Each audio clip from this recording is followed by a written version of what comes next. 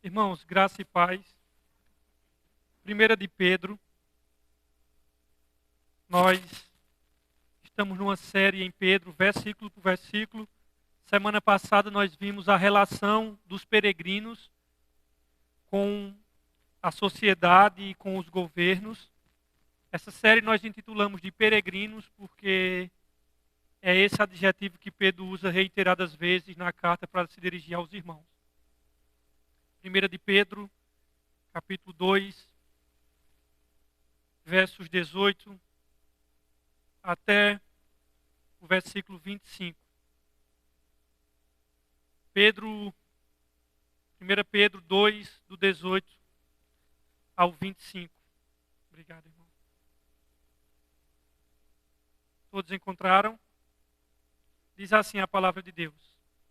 Amados, insisto... Escravos, sujeites a seus senhores com todo respeito, não apenas aos bons e amáveis, mas também aos maus.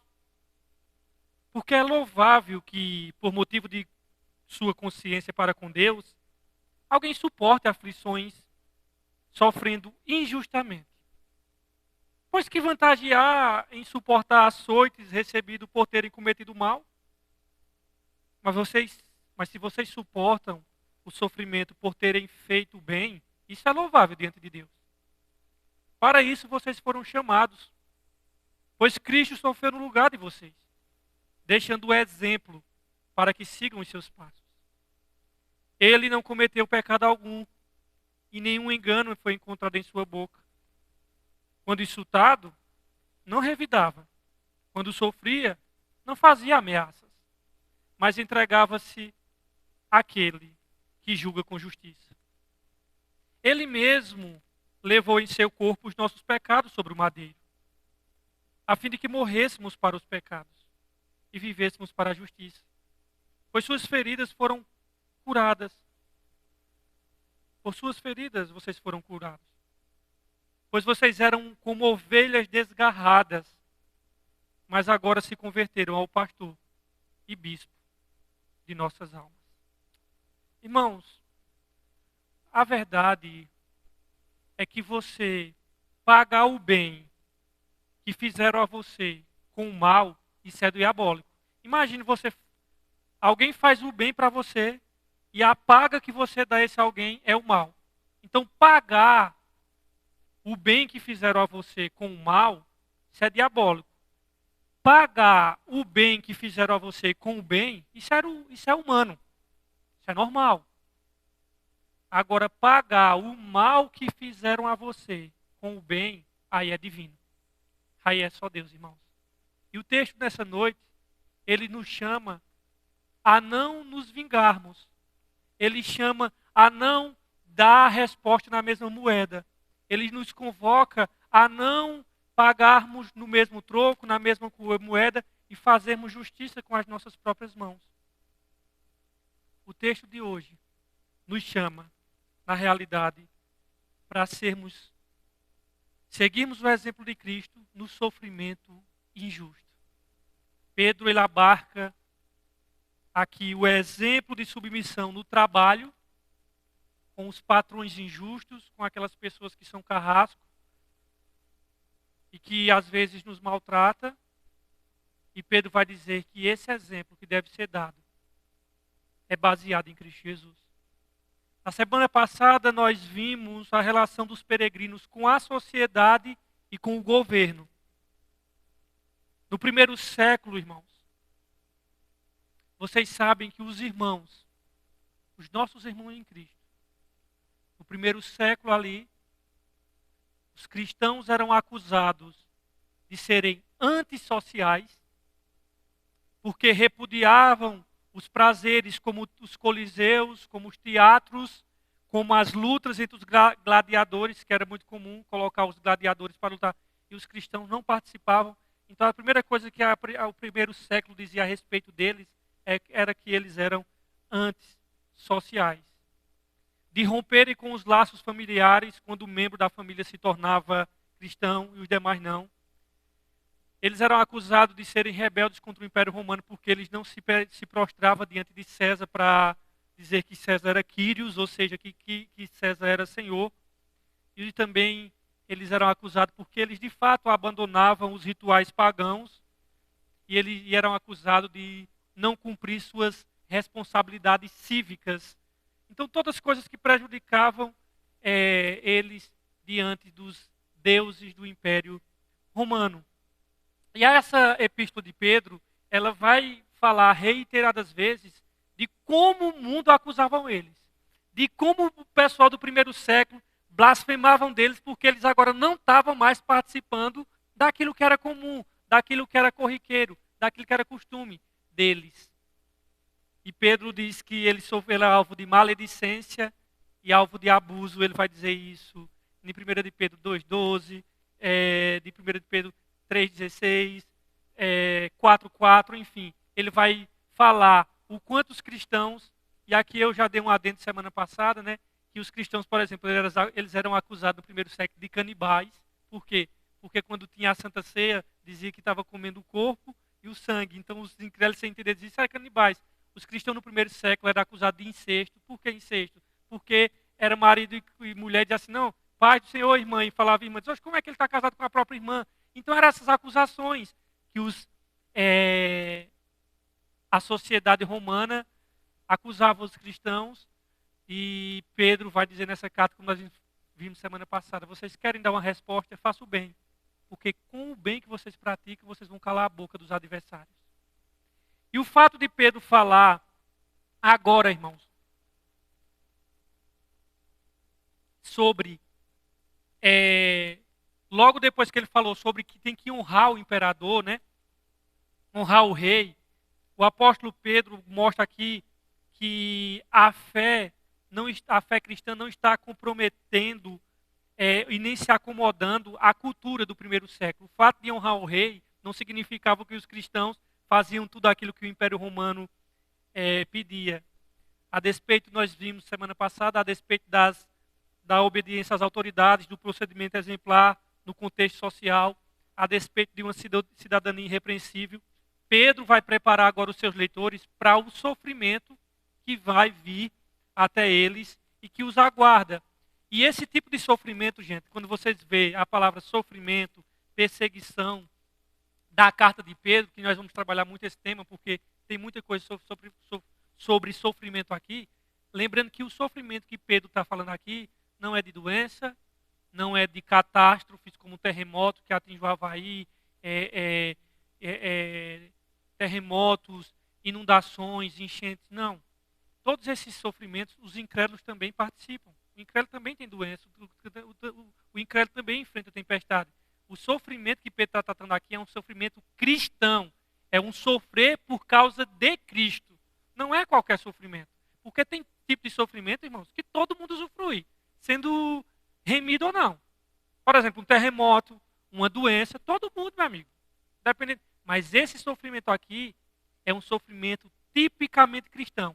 É um sofrimento por estar obedecendo a Cristo, é um sofrimento por estar comprometido com Cristo, e a esse tipo de sofrimento que Pedro está tratando aqui, o sofrimento ilustrado, que ele vai dar o exemplo de Cristo. O servo que sofreu fielmente debaixo do seu Senhor, e a Bíblia vai mostrar também que Cristo Jesus, ele é o maior exemplo de pessoas que sofreu injustamente. E nós cristãos somos chamados a repetir esse padrão. O próprio Jesus diz assim no Sermão do Monte: bem-aventurado quando vocês forem perseguidos, porque assim fizeram com os profetas antes de vocês. E ele usa a palavra ali no grego, makarios, mais que feliz, bem-aventurado. Ele disse isso no Mateus 5, versículo 10 ao 12. Então, semana passada ficou claro que a postura em relação às autoridades é de uma submissão obediente. Em nossa passagem, a mesma ideia vai ser aplicada de obediência aos patrões, mas essa obediência é uma obediência por causa do Senhor Jesus Cristo. Versos 18 diz assim, olha. Escravos, a voz de vocês diz escravos ou servos? A palavra literalmente aqui, irmãos, é escravos. Mas esses escravos que Pedro está tratando aqui eram aqueles que ficavam dentro de casa mesmo, né? Vocês sabiam que era permitido isso no Império Romano.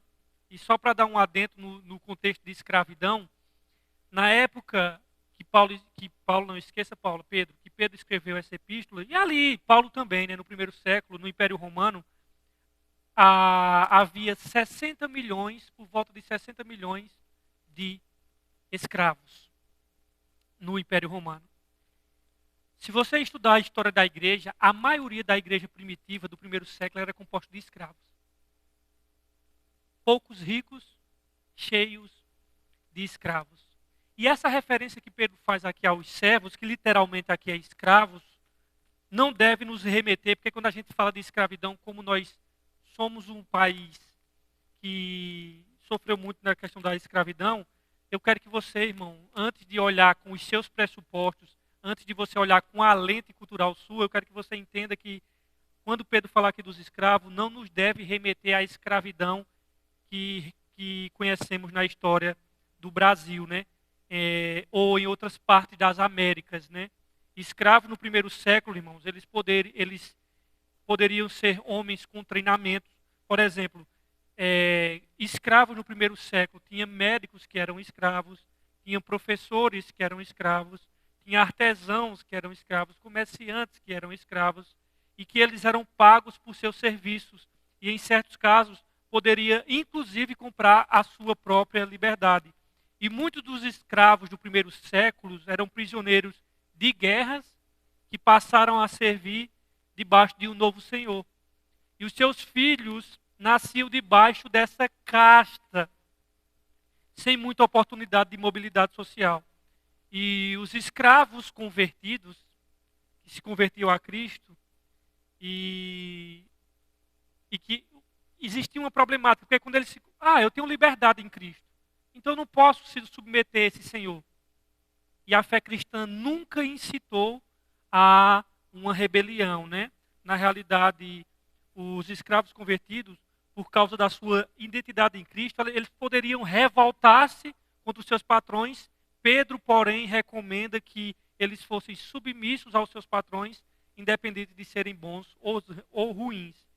E a razão de Pedro falar que aos escravos e não aos senhores, não é porque também simplesmente o número de escravos era muito grande no primeiro século, embora isso é verdade.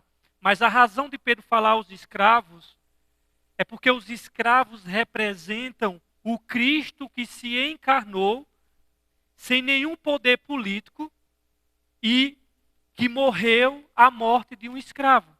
Porque só quem era crucificado, morte de cruz, era escravos. Um cidadão romano ele não podia morrer morte de cruz. Era destinado aos escravos e aos delinquentes.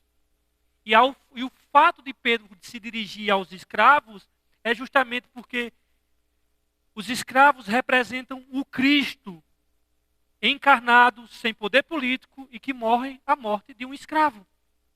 E o apóstolo se dirige aos mais baixos na sociedade, justamente para revelar o espírito servil, com que todos os escravos, e digo-se de passagem, que todos os cristãos, irmãos, sejam escravos ou não, deviam se portar e devem se portar no meio da sociedade.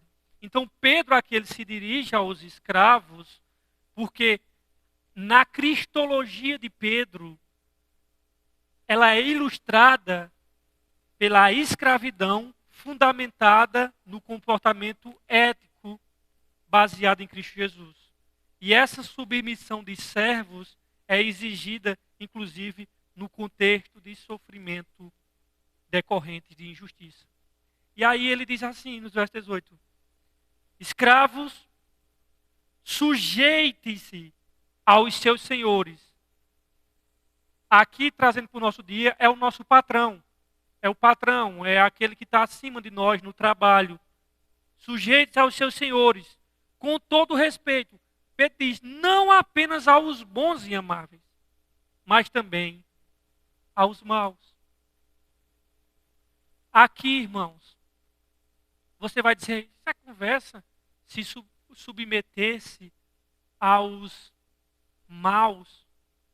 Meu irmão, seu patrão ele pode ser ruim, mas eu duvido ele ser mais ruim do que Nero. Pedro estava debaixo do governo de Nero, irmãos, quando ele mandou fazer isso. Ele estava debaixo de um déspota e ele disse: submeta-se. Aí nos versos 19, Pedro vai falar aqui do sofrimento injusto que o cristão pode sofrer. E ele diz assim: porque é louvável que, por motivo de sua consciência para com Deus, alguém suporte aflições sofrendo injustamente. O texto, irmãos, está falando não de qualquer tipo de sofrimento, mas do sofrimento tipicamente cristão. Sofrer fisicamente, perder entes queridos, sofrer consequências das nossas más escolhas, são sofrimentos que pertencem aos incrédulos também. Por exemplo, quantos incrédulos sofrem fisicamente? Quantos incrédulos perdem entes queridos? Quantos incrédulos não sofrem em consequência das escolhas más que fizeram? Mas não é desse tipo de sofrimento que Pedro está falando. Esse sofrimento aqui, dos versículos 19, são sofrimentos tipicamente cristãos, irmãos. O texto aqui está diferenciando o que é próprio do cristão. Principalmente perseguido, rejeitado pelo nome de Cristo. De outros tipos de sofrimento, Pedro está falando. Ele está fazendo essa diferenciação. Todo sofrimento que encontramos no caminho da obediência é sofrimento com Cristo e para Cristo e por Cristo. Se você recebe rejeição no seu trabalho, não por ser um religioso chato, mas por ser fiel aos princípios da palavra. Se as pessoas lhe perseguem, se você é rejeitado ou se nos... Irmão, você está pensando que igreja perseguida só era no primeiro século? A igreja está sendo perseguida nos países islâmicos, na China, seja onde for. A igreja está sendo perseguida. Existem igrejas que vivem no subterrâneo. Então, é desse tipo de sofrimento que Pedro está falando aqui. Seja sofrimento por Cristo, porque pegou uma doença, porque foi socorrer pessoas enfermas, que estavam sofrendo por amor a Cristo, isso também é sofrimento cristão.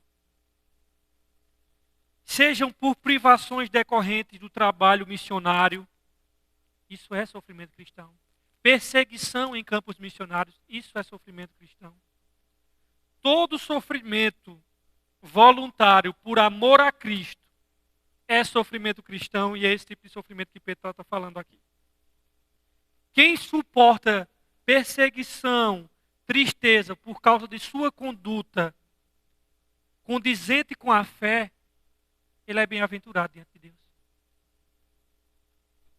Isso agrada a Jesus Cristo.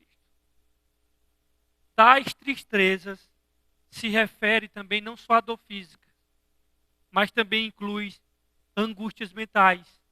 Quem tem angústias mentais por causa de uma fé condizente, por causa de uma obediência ao Senhor, isso é louvável a Deus também. Deus se agrada, irmãos, dos que sofrem por ter Deus diante de si. Deus se agrada sim, irmãos, daqueles que sofrem por conta dele e por causa dele. Aí, o que é que Pedro vai nos fazer agora? Pedro vai falar dos versículos 20 ao 23. Aliás, a partir do versículo 20, ele vai mostrar que nós somos chamados a seguir a Cristo em seu sofrimento. Versículo 20 diz assim: pois, ele faz uma pergunta retórica. Pois que vantagem há em suportar açoites recebidos por terem cometido o mal? O que é que Pedro está dizendo? Olha, se tu é preso, se tu é algemado porque tu está aprontando, qual é o bem, qual é o louvor que há nisso? Ele vai dizer assim: qual é a vantagem? Por exemplo, se alguém aqui é cristão e agora resolve aprontar e é preso ou leva uma pisa porque está aprontando, isso não tem louvor nenhum, é bem pregado. É isso que Pedro está dizendo. Qual é a vantagem? Não, isso diante de Deus não é louvor. Se você está sofrendo por causa de erros seus de consequências suas, isso é bem empregado. Agora, aonde entra a conjunção adversativa. Agora, mas, versículo 20. Mas se vocês suportam o sofrimento por terem feito o bem, isso é louvável diante de Deus. Entendeu? A Pedro, olha, se vocês estão sofrendo por do que vocês aprontaram, não tem um louvor nisso. Não há nada diante de Deus bonito diante disso. O cara era cristão, foi preso porque se envolveu num negócio errado aí, está preso, merece mesmo, tem que pagar mesmo. Tem que ir para a cadeia. Agora Pedro diz, agora, mas se vocês estão sofrendo, porque vocês fazem o bem, isso é agradável diante de Deus. Isso sim é sofrimento cristão, isso sim é se assemelhar-se a Cristo. Aí nos versos 21, Pedro diz uma coisa interessante. Ele diz, olha, vê que interessante, irmãos. Eu quero que você entenda, irmão. Você foi chamado a seguir a Cristo em seu sofrimento. E isso o texto diz, versos 21. Para isso vocês foram o quê? Chamados, irmãos. Pois também Cristo sofreu no lugar de vocês, deixando o exemplo para que sigam os seus passos. Toda proposta de ser submisso em meio à injustiça por causa do Evangelho é uma vocação, é um chamado. Para isto, Pedro diz, vocês foram chamados. No entanto, a sequência do texto irá nos ensinar que não somos chamados simplesmente ao sofrimento, mas seguir a Cristo em seu sofrimento. Nossa vocação de imitarmos a Cristo em seu sofrimento acontece de três maneiras. Primeiramente, nós somos chamados a uma trajetória de humilhação nesta vida, porque a Bíblia vai dizer que os humilhados, aliás, os que se humilham, eu já dizendo, qual é o vulgo popular? Os humilhados serão exaltados, não é isso que a Bíblia diz. A Bíblia diz que aqueles que se humilham serão exaltados. Não é os humilhados serão exaltados, aqueles que se humilham serão exaltados diante de Deus. Então, a primeira é essa da sequência. Somos chamados para uma vida de sofrimento. E essa vida de humilhação, ela antecede a nossa exaltação. Paulo dizendo aos Romanos, se com ele padecemos e com ele sofremos, com ele também seremos glorificados. Então nós somos chamados para essa trajetória, assim como aconteceu com Cristo. Não espere que Deus vai reverter uma ordem. No mundo onde Cristo recebeu coroa de espinho, meu amigo, você vai receber guirlanda de flores. Você não vai. A caminhada com Cristo é você trilhar as mesmas pegadas dele. Por isso que a entrega das coroas, dos galardões, é lá no tribunal de Cristo, não é aqui. Não adianta querer coroa de ouro no mundo onde Cristo foi crucificado, irmãos. Primeiro é sofrer por Cristo e receber dele, e não do mundo, o reconhecimento. Essa é a primeira coisa que Pedro nos mostra. E esse sofrimento injusto, por causa de Cristo, ele é chamado, sabe de quê? Os cristãos hoje estão tão Nutella que eles nem agradecem isso como uma dádiva. Mas isso Pedro chama de dádiva. Dádiva de sofrer por Cristo. Paulo escrevendo aos Filipenses, não precisa abrir, mas no capítulo 1, versículo 29, Paulo diz uma coisa interessante. Paulo diz aos Filipenses, olha, foi dado a vocês a graça, a dádiva, não só de crer em Cristo, mas de padecer por Ele. Paulo chama o padecimento, o sofrimento por causa de Cristo de dádiva. E Pedro, lá no Pentecostes, ele diz assim, alegra-te, porque nós somos achados dignos de sofrer em nome de Cristo. Veja que para os cristãos era uma alegria sofrer por Cristo. Quando você vai estudar a história da igreja nos 3 primeiros séculos e vai estudar os mártires, tinha um mártir chamado Policarpo, um senhor, que quando ele foi jogado no Coliseu e para ser queimado vivo, já era um senhor com mais de 80 anos.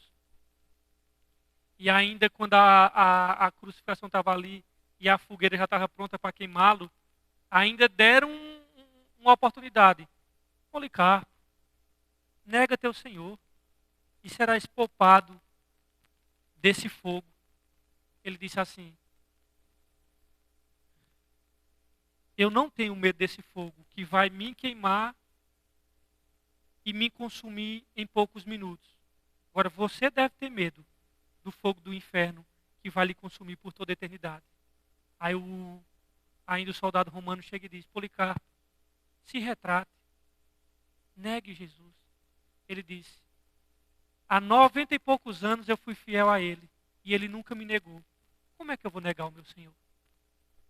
E aí, quando começaram a botar fogo, Policarpo, ele olha para o céu e diz assim: Senhor, muito obrigado por me acharem dignos de sofrer em teu nome. Isso é cristianismo, viril, vintage. E Pedro e Paulo diz: é dádiva. É dádiva esse sofrimento por causa de Cristo. Mais do que seguidores em sua trajetória de humilhação, somos chamados a imitar Cristo na mansidão. Na mansidão, irmãos. A mansidão de Cristo em meio ao sofrimento injusto. Como era que Cristo, irmãos, ele se comportava quando ele era tratado de forma injustiçada? Vocês já viram Cristo? Pedro andou com ele 3 anos e meio. Vocês já viram alguma vez, quando Cristo era caluniado, ele dizer: inventaram me tirar o meu respeito? Pois eu vou inventar outra também. Me defamaram, foi? Pois eu vou defamar também. Fizeram fake news ao meu respeito? Pois eu vou empurrar fake news também. Quer dizer que vocês me odiaram e fizeram injustiça? Mas vocês vão ver a injustiça que eu vou fazer com vocês. Vocês vão ver como é que comigo a banda toca. Vocês vão ver a moeda. Vocês viram isso com Cristo? É isso que Pedro está dizendo. Olha, ele, o nosso Salvador, ele não agia assim. Pedro diz: olha, eu andei com ele, viu? E quando ele estava sofrendo injustiça, ele ficava calado. E quando faziam mentira a respeito dele e caluniava ele, ele não caluniava. Eu sei que era assim que ele agia. E Pedro está trazendo aqui, porque esses leitores não chegaram a ver Jesus. E Pedro está dizendo: eu andei com ele. E a forma que ele se comportava diante das injustiças e diante do sofrimento que faziam a ele, chamando ele de endemoniado, de bebarrão. Quando as autoridades religiosas perseguiam ele não revidava, não. Ele não pagava com a mesma moeda, não. Então, o que Pedro está nos mostrando aqui, irmãos, é que essa é a maneira de obedecermos a nossa vocação. Diante da injustiça, diante da calúnia, nós não devemos revidar. O versos 21, quando ele diz: para isso vocês foram chamados, pois também Cristo sofreu no lugar de vocês. Vê o que é interessante: deixando o exemplo para que sigam os seus passos. Depois de falar sobre submissão em geral, como nós vimos semana passada, e sobre a necessidade de submetermos a governos e a patrões, Pedro encoraja os cristãos oferecendo o modelo de Cristo, o maior de todos os exemplos de submissão. Pedro apresenta-nos 3 retratos de Cristo. Primeiro, ele como nosso exemplo. Depois ele vai mostrar que Cristo morreu no nosso lugar. E depois ele vai mostrar que Cristo é o supremo pastor das nossas almas. O supremo pastor que está atento no céu e vendo o nosso sofrimento injusto. Bom, se você é injustiçado de verdade, se acalme, porque a Bíblia diz que tem um pastor no céu vendo tudo isso. A missão de Cristo envolvia sofrer mansamente, como um cordeiro que não abre a sua boca perante os seus tosqueadores. A partir dos versos 22, até o final do capítulo, a partir dos versos 22 até o versículo 25, sabe o que é que Pedro vai fazer? Pedro vai aqui, irmãos, falar-nos daquele trecho de Isaías 53. Pedro vai detalhar dos versos 22 até o 25. Ele vai trazer à tona Isaías 53. Mostrando aqui que Jesus é o servo sofredor que sofre de maneira mansa e não devolve na mesma moeda. Pedro aqui, a partir do versículo 22, encoraja os seus leitores que sofram injustamente.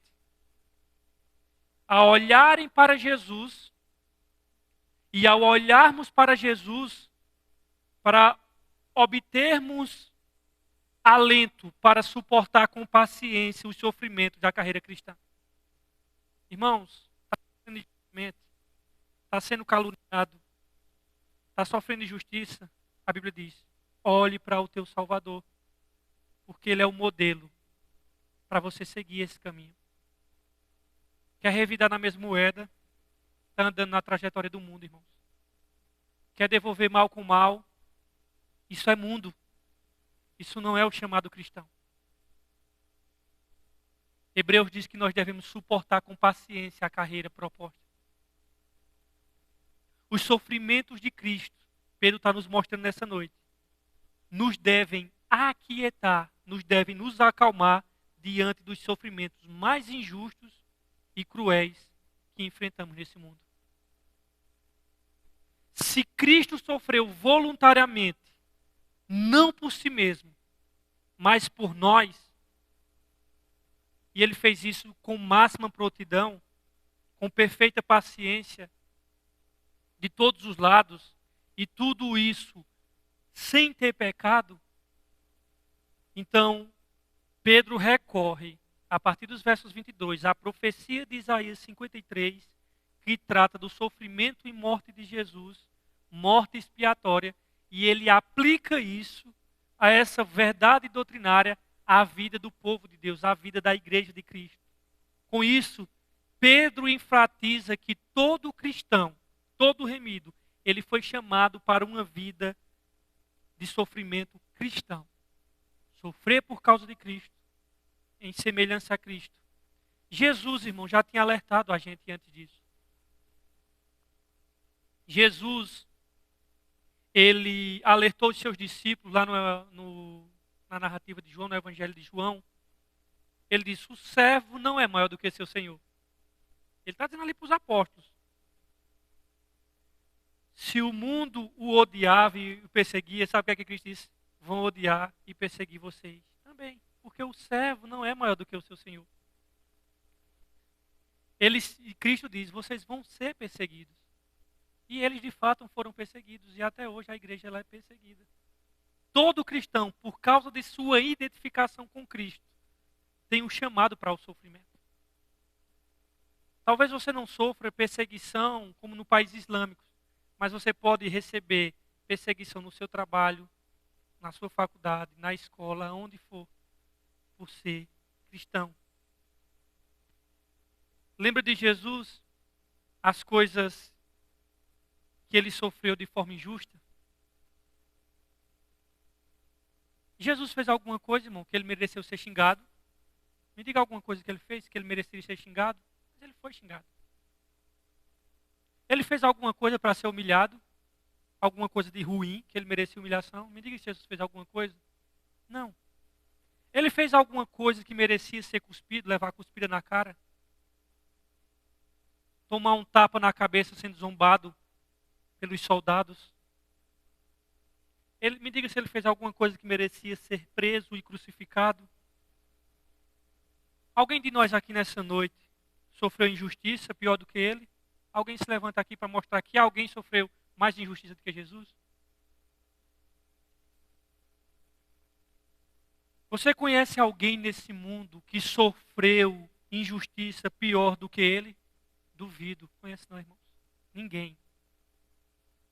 Então todo aquele que sofre injustamente tem que estar consciente disso. Não só consciente de que Deus é por você, meu irmão, mas lembrar-se de que Cristo e seu sofrimento já passou antes de você e que o Salvador sofreu em teu lugar para te dar o exemplo, para tu trilhar esses mesmos caminhos. Se você está passando por injúrias e injustiças, lembre-se de que seu Senhor trilhou esse caminho antes de você sem ter pecado. E Pedro está dizendo, ele deixou o exemplo. Sigam as suas pegadas. Sabe essa palavrinha aqui no finalzinho do versículo 21 que diz assim, para que vocês sigam os seus passos? né? Tá aí para que vocês sigam os seus passos. Não é assim que diz aí? Vocês sabem qual é a ideia que está lá lá no grego, irmãos, no original, quando diz assim, siga os seus passos. Pedro está usando, irmãos, a ideia de caligrafia. Quem usou aqui já caderno de caligrafia quando era criança? Quem já usou? Eu já usei. A minha letra sempre foi terrível e não teve nem caligrafia que deu jeito. Até hoje. E eu estou falando sério, a minha letra é terrível, irmãos. Terrível. Eu prefiro digitar as coisas no WhatsApp. Se vocês verem minha letra, sério, é letra de criança. A minha é de Caio, é do mesmo jeito. Só Sara que escapou. E eu fiz muito tarefinha de caligrafia. E não teve jeito, é sério. Não teve jeito. E o termo no grego, lá no original, quando diz assim, para que vocês sigam as suas pegadas, o que Pedro está mostrando aqui, irmãos, nesse texto aqui, que ele fala isso, quando Pedro usa assim, a ideia lá é a ideia de caligrafia, é da gente fazer o risquinho. Faz o A, puxa o pezinho para cá, bota o negócio assim, vai seguindo em cima. Essa é a ideia que Pedro está falando aqui. Trazendo aquela ideia de nós devemos seguir a Cristo, os mesmos passos do Senhor Jesus Cristo. E o exemplo que ele traz é justamente esse exemplo da educação, onde a criança vai imitando assim, vai riscando em cima nessa questão da caligrafia. E Pedro, ele vai recorrer a essa ideia aqui, irmãos, do sofrimento trazido por Cristo para nos dar exemplo. Um tipo de padrão. Vocês sabem que a caligrafia é um padrão que as crianças, elas começam a seguir, que elas recebem na escola para o treinamento. Sabe que crianças, quando estão aprendendo a escrever, aí vai seguindo aquelas letrinhas da caligrafia. E o que Pedro está dizendo é que todo cristão deve seguir o exemplo deixado por Cristo. E aí Pedro vai evocar essa figura educacional de uma criança que aprende a escrever utilizando um caderno de caligrafia. O contorno das letras, escrita no alto da página, ou outro texto qualquer para ser copiado pelo aluno. Em síntese, irmãos, o que Pedro está dizendo nesse verso 22 é que nossa vida deve estar copiando o modelo de Cristo. Esse é o ponto. Esse é o ponto do texto. E aí nos versos 22, ele vai aqui citar explicitamente Isaías 59. Se você quiser tomar nota de rodapé, você pode notar, do lado do versículo 22, você pode colocar Isaías 59, 53, 9. Porque ele vai fazer uma citação direta. Ele vai dar Ctrl+C e Ctrl+V, copia ele e diz assim, ele não cometeu pecado algum, e nem o engano foi encontrado em sua boca. Onde é que está escrito isso aqui? Está escrito em Isaías 53, 9. O cântico do servo sofredor. Então, dos versos 22 ao 25, está Isaías 53 sendo citado por Pedro.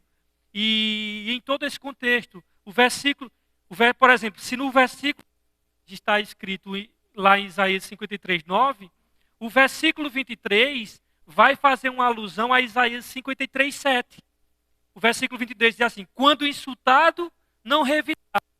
Quando sofria, não fazia ameaças, mas entregava-se àquele que julga com justiça. Onde é que está escrito isso? Isaías 53, 7.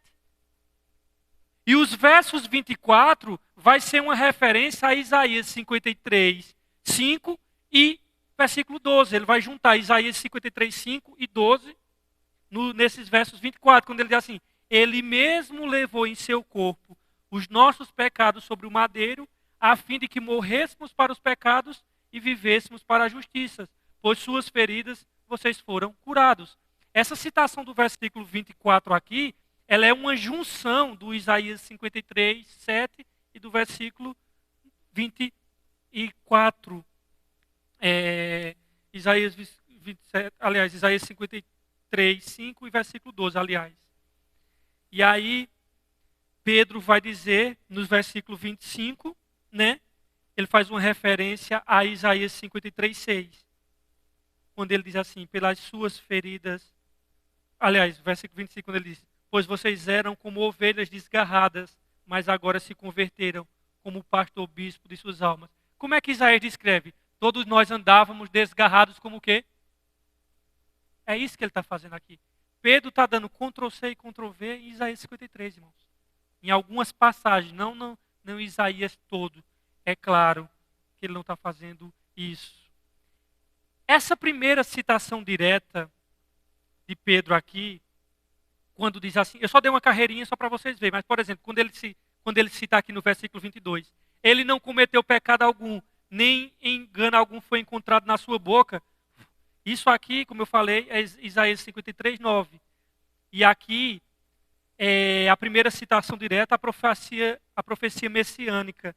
Pedro, quando cita o versículo 22, essa passagem é citada para indicar a ausência de pecado em Jesus. E o que é curioso é que o próprio ladrão que estava morrendo na cruz ao lado de Jesus,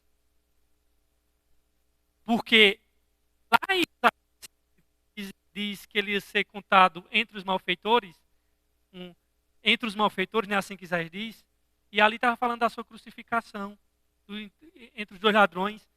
E interessante é que um dos ladrões viu que ele não tinha pecado. Porque Pedro diz assim, ele não teve pecado algum. Mas o próprio delinquente lá percebeu que ele não tinha pecado. Porque ele diz assim, olha, nós estamos aqui pagando um preço porque nós merecemos. Mas este aqui, nenhum mal fez. Veja que percebe que Cristo não tinha pecado. E aqui, e Pedro diz, realmente, ele não cometeu pecado. O ladrão que estava morrendo ao lado de Jesus disse isso. Este nenhum mal fez. Ele disse isso lá em Lucas 23, 41. O apóstolo Pedro, ele fundamenta toda a sua chamada messiânica de Isaías, mostrando, aqui ele está mostrando que a chamada para o sofrimento, a chamada para nós sofrermos de forma aqui injusta, mas Pedro está dizendo aqui, irmãos, que isso é fundamentado em Cristo. Nós estamos debaixo da liderança do céu. Estamos debaixo.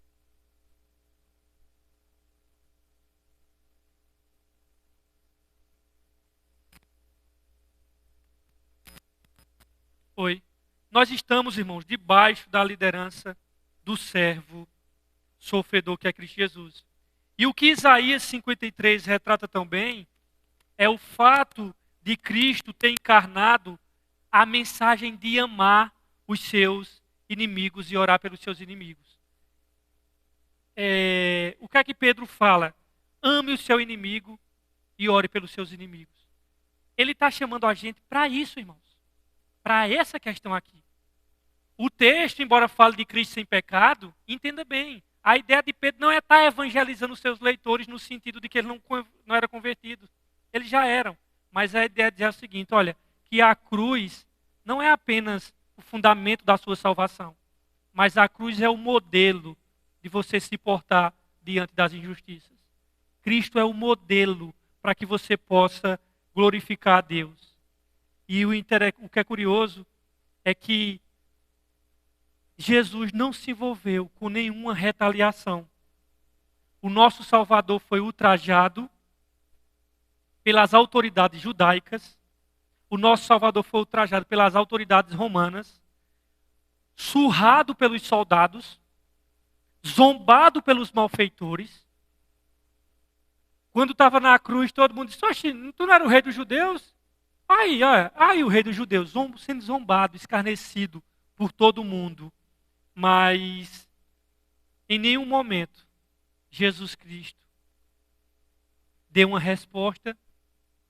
Jesus, irmão, nós sabemos que ele tinha o poder de várias legiões de anjos. Quando Pedro, por exemplo, deu espadada que torou a orelha de Malco, em vez de ele dizer, Pedro, faz isso mesmo, ele repreendeu, foi Pedro. Ele disse, Pedro, esse não é o caminho. Está pensando que eu preciso de tua defesa, Pedro? Se eu orasse ao Pai, ele mandava 12 legiões de anjos. Uma legião corresponde a 6.000 soldados romanos. 12 legiões, 72.000 anjos. Um anjo acabou com o arraial assírio no Antigo Testamento. Imagina 72 milhões de anjos. Acabava o Império Romano, não sobrava nem as pestanas de Nero. Mas o caminho não é esse. O caminho não é esse, irmãos. Ele tinha o poder de destruir tudo. Mas ele sabia que o caminho para vencer o mal não era pagando com a maldade. Era o caminho do amor. Era o caminho do bem. E muitas vezes nós queremos vencer o mal com maldade. Vai nessa, bichão. O caminho que venceu a maldade no mundo foi primeiro vencendo a maldade do nosso próprio coração, morrendo pelos nossos pecados. E se você quer uma mudança do mundo, ele vai trazer essa mudança quando ele vier como leão da tribo de Judá. Por que é que o Filho de Deus não usou o seu poder para destruir tudo? Porque ele mesmo disse, o Filho do Homem não veio para ser servido, mas para servir de forma sofrida por amor a nós. Esse é o Espírito, irmãos, que fomos chamados para seguir. Aí por isso que nos versos 23, diz assim, quando insultado, não revidava. Quando sofria, não fazia ameaças, mas entregava-se àquele que julga com justiça. Quando é que esse texto foi verdadeiro na vida de Jesus? Vocês olham para as narrativas dos evangelhos, vocês percebem que os principais dos soldados e anciões acusaram Jesus. Quando o texto diz assim, quando insultado não revidava, quando sofria ameaças, entregava-se àquele. Vocês sabem que Jesus nunca retrucou. Quando foi que ele foi ameaçado? Várias vezes, mas ele não retrucou em nenhum momento. Sofreu sem murmurar. Lá em Mateus 27 mostra isso. A partir do versículo 34 até o 44. Ele em nenhum momento invocou a ira de Deus. Destrói essas pragas desses pecadores. Não. Só dizia assim, Pai, perdoa-lhes, eles não sabem o que fazem. Isso é amor, irmãos. Isso é amor com força. E nem invoca a ira de Deus sobre os seus perseguidores, nem exigiu retaliação, antes orou por seus inimigos. Pai, perdoa-lhes, porque eles não sabem o que fazem. Irmãos, eu vou dizer um negócio a você. Olha, fácil, para mim a coisa mais fácil é ser do Estado Islâmico. Porque, irmão, passar a espada na cabeça de um é fácil demais, é só eu seguir os meus instintos. Meter tiro para cima e bomba é fácil demais quando está com raiva. Agora, macho, difícil é seguir Jesus. Porque quando você olha, ele só pede o que é contra a minha natureza. Ele só pede o que é contra a minha natureza. Porque a minha natureza, ela é fácil. É dar uma bufetada quando eu estou com raiva. Isso é a coisa mais fácil do mundo, irmãos. Isso é a coisa mais fácil do mundo. Não exige muito de mim. Dá um murro quando está com raiva. Minha amiga, eu não preciso de esforço para isso. Agora, sabe o que é que precisa de esforço? É quando a injustiça e a calúnia vêm. E eu digo assim, eu tenho que amar esse camarada. Aí, meu amigo. Por isso que, olhe, seguir o Estado Islâmico, é fácil demais, brother. É fácil, meu filho. Agora Jesus pede algo contra-intuitivo. Algo que é contra a minha natureza. A minha natureza quer pagar com a mesma moeda. A minha natureza quer pagar pior do que isso.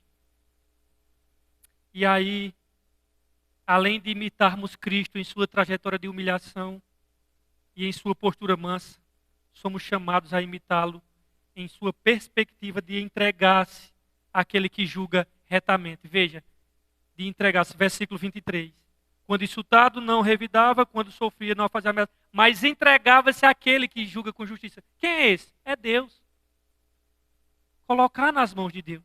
Somos chamados a imitar a Cristo em que sentido? A deixar que o Pai, nosso Deus, haja como juiz. Não, Senhor, isso é tudo, está nas tuas mãos. Essa postura de entregar o sofrimento e as injustiças que nós sofremos a Deus como juiz, foi a mesma atitude que o apóstolo Paulo, que sofreu oposição e abandono do seu ex-companheiro Demas. Paulo fez o quê? olha, Alexandre, o latoeiro, me causou muitos males. Mas o que é que ele diz? Ele segue o caminho de Cristo. Ele diz que Deus pague segundo as suas obras. Veja que ele não ficou com raiva. Ele disse, não, que Deus pague, dê a ele segundo as obras dele. Ele entregou a Deus. Se, em vez de ficar com raiva de Alexandre, o latoeiro, que traiu ele, que Demas desamparou ele, Paulo diz, não, que Deus resolve isso com eles. Eu coloco na mão de Deus. Então, Jesus tinha o poder, irmãos, de fulminar com apenas um olhar todo o Império Romano. Poderia derrotar e destruir todos os inimigos que lançavam injúrias sobre ele, mas preferiu ir para a cruz como uma ovelha muda. É porque nós não acreditamos, irmãos, que o amor é uma força poderosa. Nós achamos que a violência que é. Jesus preferiu ir para a cruz como uma ovelha muda, preferiu ir rogar ao Pai por perdão por seus algozes, inclusive atenuando a culpa dos seus algozes, dizendo, perdoa, ele não sabe o que faz. Essa reação transcendente de Jesus serve como estímulo para o povo de Deus que está sendo perseguido e ameaçado pelo mundo. Olhe para Jesus, meu irmão. Olhe para Jesus. Que em vez de querer, não queira ser justiceiro não, meu irmão. A ira do homem não opera justiça. Queira tratar aqui, olha, é esse caminho aqui. Qualquer coisa abaixo disso não é evangelho, é religião. Versículo 24 diz, ele mesmo em seu corpo levou os nossos pecados sobre o madeiro, a fim de que morrêssemos para os pecados e vivêssemos para a justiça, e suas feridas fomos sarados. São três coisas que esse texto 24 nos mostra. A maneira como Cristo morreu, a importância e a consequência. A maneira é que Cristo carregou os nossos pecados em seu corpo. Essa é a essência da profecia de Isaías, como eu já falei. Tomou as nossas iniquidades sobre si, depois as iniquidades dele levará sobre si, levou o pecado sobre si. A importância que esse texto mostra é que Cristo fez isso para que pudesse morrer para o pecado e viver para a justiça. É isso que o texto diz. Ele fez isso para morrêssemos para o pecado e vivêssemos para a justiça. E ele vai mostrar a consequência disso. A consequência é que fôssemos curados. Ele vai dizer. Finalzinho do versículo 23. Por suas feridas vocês foram o quê? Essa é a consequência da morte de Cristo. E a palavra curado aqui significa perdoado. Pedro está dizendo que o açoitamento de Jesus antes da crucificação, os ferimentos na cruz, foram o castigo que ele pagou para a nossa redenção. Pelas suas feridas fomos sarados. E aí ele termina nos versos 25. Pois vocês eram como o quê? Mais ovelhas como? Ovelhas desgarradas.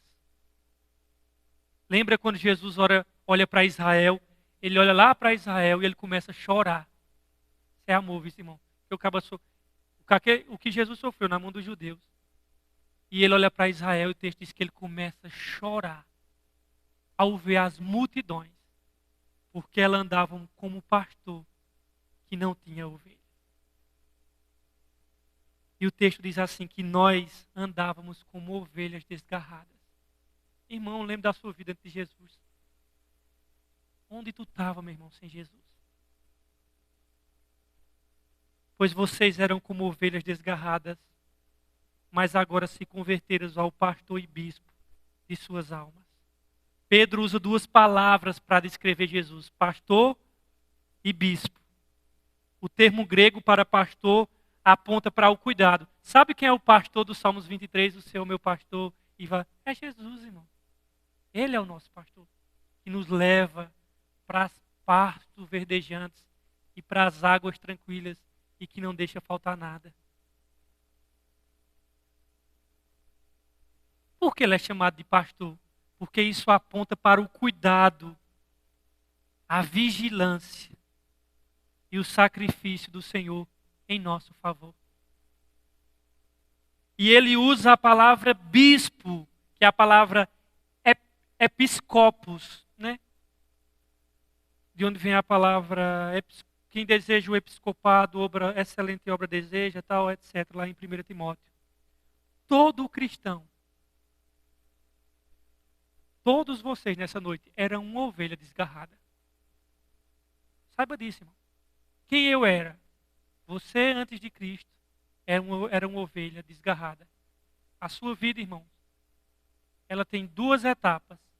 Antes de Cristo e depois de Cristo. Eu quero que você saiba que Jesus Cristo não apenas dividiu a história em AC e DC. Antes de Cristo e depois de Cristo. A sua vida, ela tem que ser dividida só apenas em duas partes. Antes de Cristo e depois de Cristo. Antes de Cristo você era aqui, olha. Ovelha desgarrada. Que foi encontrada por Jesus. É isso que eu quero que você entenda. Por que a Bíblia, de tantos animais, ela escolheu a metáfora de ovelha para descrever a gente? Porque ovelha não é um animal inteligente. Cachorro é. E ovelha, ela anda assim de maneira aleatória, ela não tem sabedoria. O cão tem. O cachorro tem. E a Bíblia vem usar metáforas para ovelhas. Chega no cachorro e faz assim. Ele vem.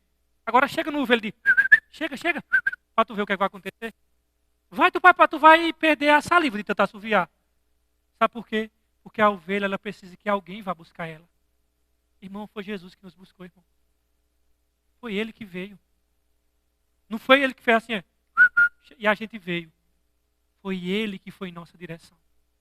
Ele que nos buscou. Ele que foi em nossa busca. Ele deu a vida pelas suas ovelhas. E o que é curioso é que o bispo e pastor de nossas almas. Vê que dois títulos preciosos para Jesus. Bispo e pastor. Pastor é o que cuida. E bispo é o que supervisiona de cima. Você está sofrendo, meu irmão, injustiça? Saiba que alguém está lá de cima supervisionando. O nome dele é Jesus de Nazaré. Você está sofrendo injustiça? Fica tranquilo, brother. Ele está vendo. Mas eu quero salientar uma coisa aqui nessa noite. Você pode estar dizendo assim, mas eu sofri injustiça. Saiba que você sofreu injustiça, mas na sua caminhada você também cometeu muitas injustiças, viu?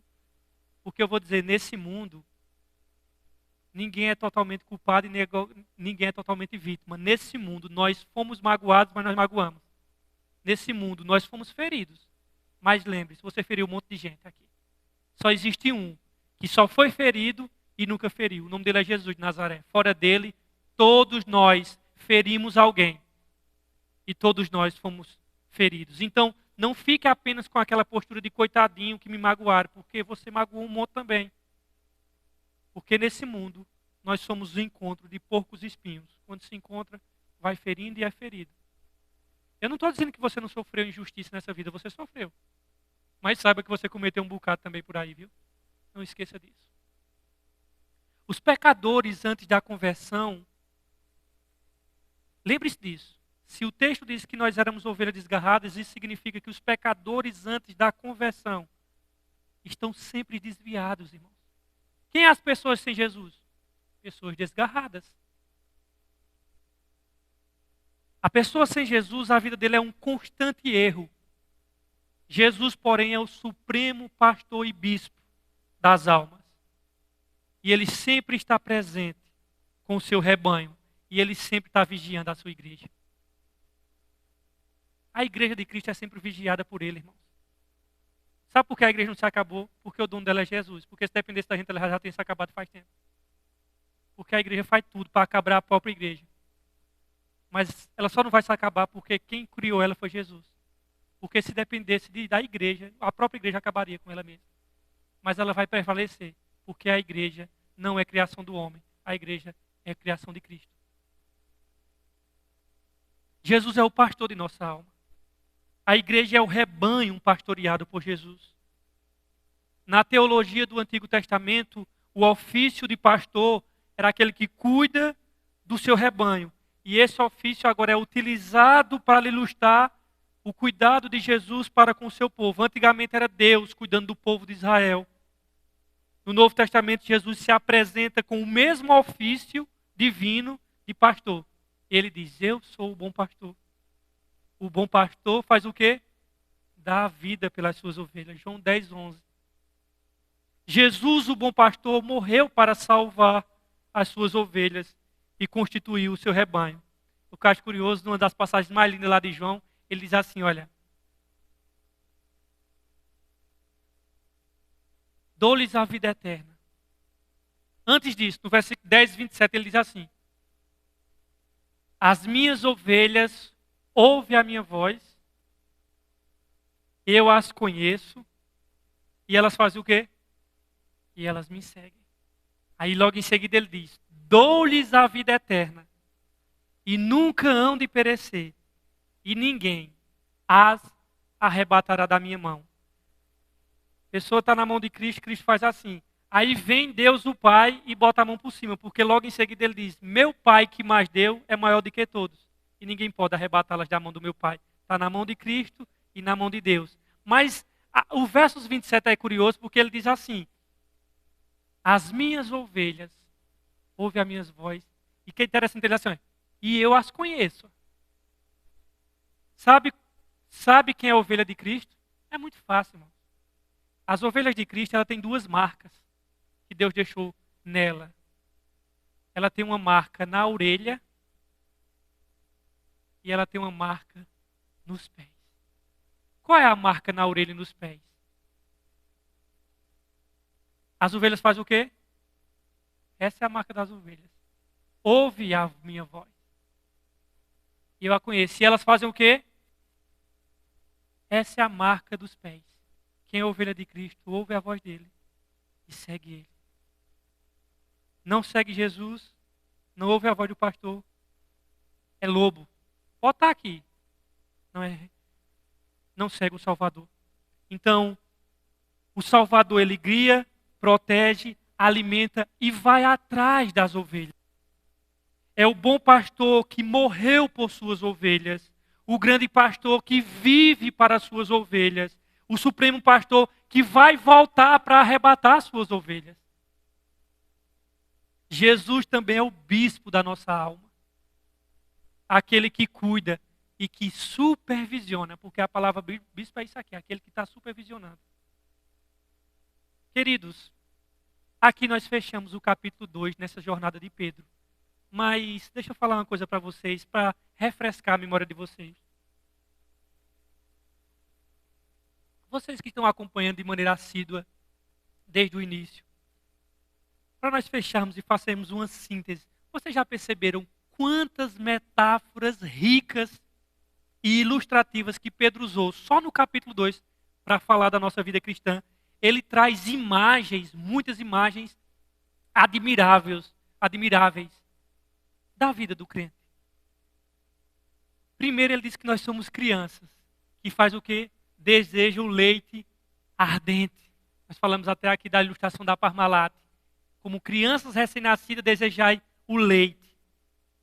Aí depois ele compara a gente com pedras vivas que edificam o templo. Veja, crianças, depois ele deixa crianças e ele vai falar agora de pedras vivas.